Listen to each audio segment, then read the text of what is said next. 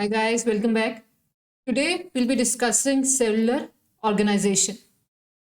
But before we jump into that how many types of cellular organizations are there, we need to know that living organisms are divided into five major groups, which are prokaryotes.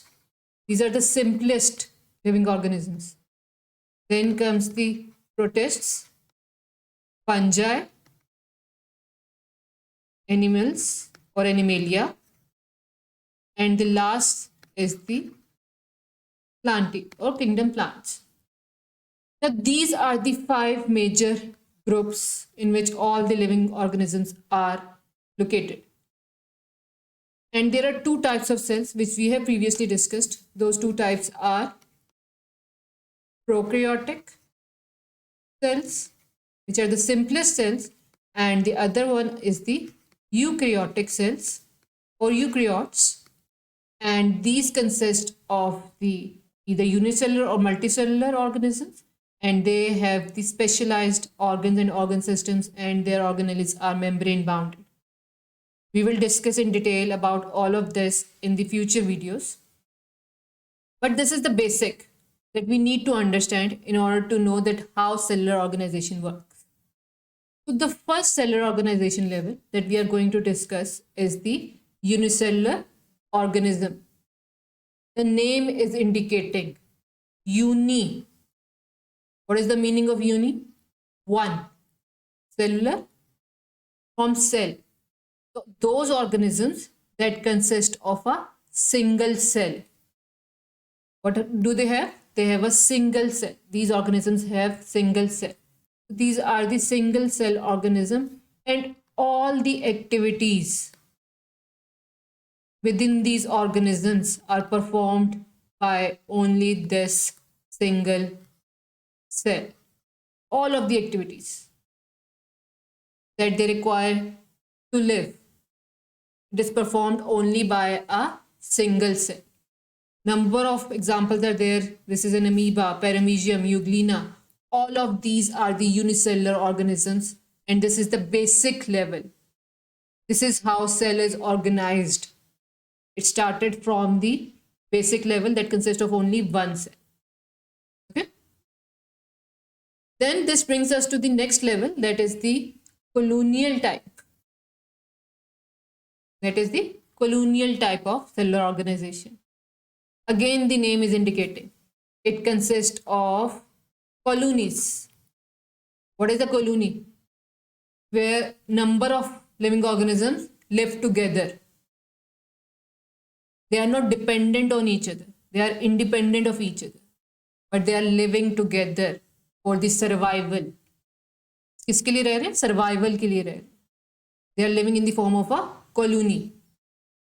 But there is no division of labor. We have discussed it before. Division of labor. What is the meaning of division of labor? That there is no division of functions among them. They are independent of each other. They will perform their own functions. Okay.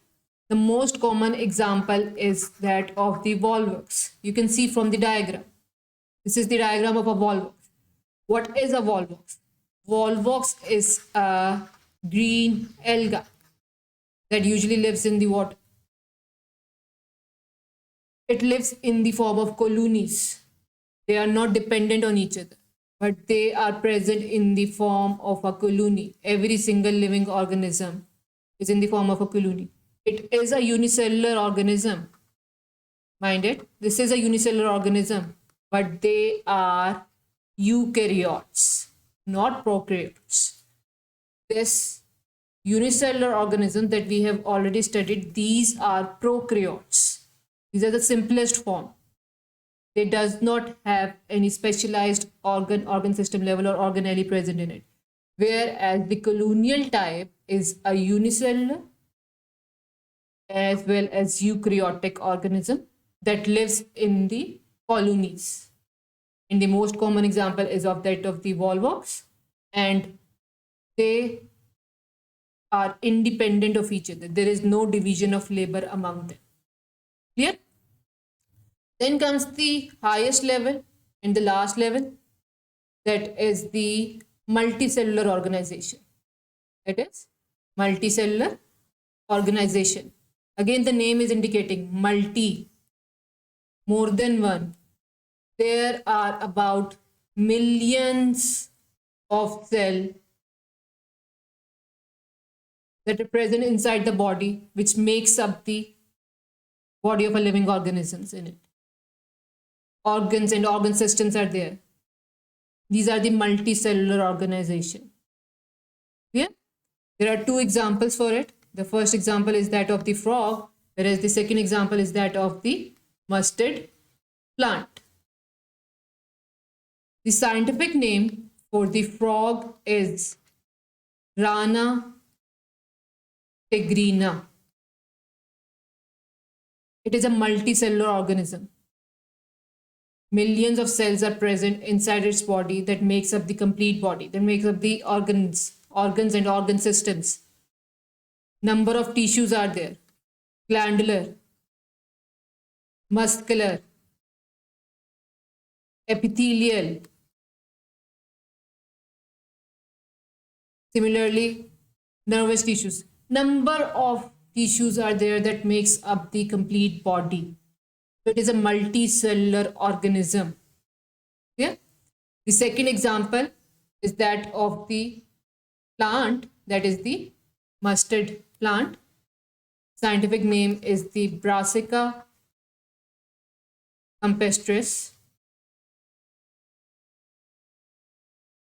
Now, this mustard plant, it is basically sown in winter,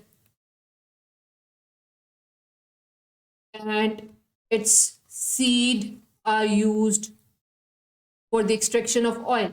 Oil is being extracted from it, and it is then used for different purposes, as a medicine, as a food, whereas the mustard plant itself is used as a vegetable. We eat it. Okay.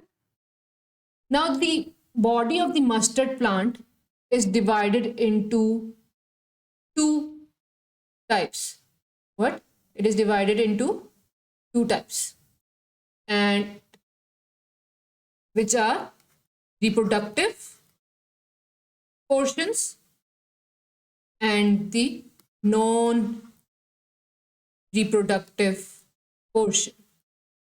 In other words, non-reproductive portion is also known as vegetative parts. Yeah?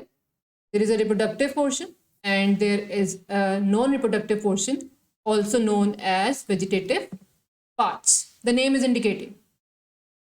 Reproductive portions are those portions where sexual reproduction is possible. Now, why sexual reproduction is important in plants? For the production of seeds. And where do those seeds are produced within the plant? In the flowers. So the body of mustard plant is divided in two parts, and the reproductive part where sexual reproduction takes place is that of the flowers. Consists of flowers. Flower will then result in the formation of fruits and seeds. It will continue the generation. Whereas non-reproductive parts are roots, shoots, leaves, stem. These are all the non-reproductive vegetative parts which are not responsible for reproduction, which are not going to play a part in the reproduction. They have got their own role, but they do not have the role, they do not have any role in the sexual reproduction. Clear? So this is how a body of a multicellular organism is divided. In case of a plant, there are vegetative portions and there are non-vegetative portions, and those non-vegetative portions are known as reproductive parts where sexual reproduction takes place. Okay? So this concludes our cellular organization. There are three levels. The first level was the unicellular organisms, single cell containing organisms. colonial type, where eukaryotic unicellular organisms live together. Then comes the multicellular organization, where million of cells combine to form a living organism. And there are two examples. The first one is that of the frog, that is basically an animal, whereas the second one is that of the mustard plant, also known as Brassica campestris, and it consists of two portions, which are reproductive and non-reproductive, or vegetative or non-vegetative parts. Clear? So this concludes our lesson. I hope everything is clear. If you have got any question, let me know in the comment section. I will wait for your replies.